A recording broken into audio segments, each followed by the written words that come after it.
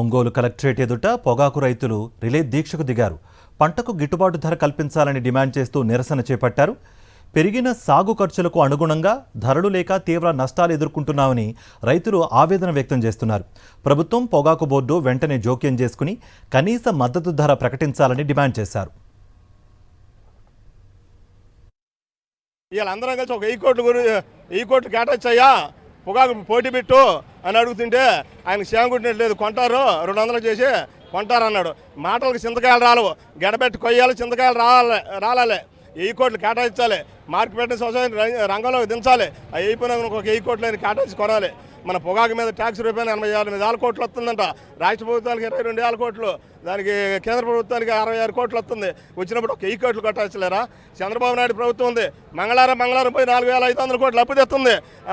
అదేమిటి అమరావతి ఉంటుంది, పోలవరం ఉంటుంది, ఏది పూర్తి కాదు, ఏది చేయదు.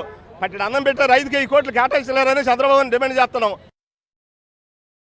మరిన్ని అప్డేట్స్ కోసం ఛానల్ ను సబ్స్క్రైబ్ చేయండి. నోటిఫికేషన్స్ కోసం బెల్ ఐకాన్ పై క్లిక్ చేయండి.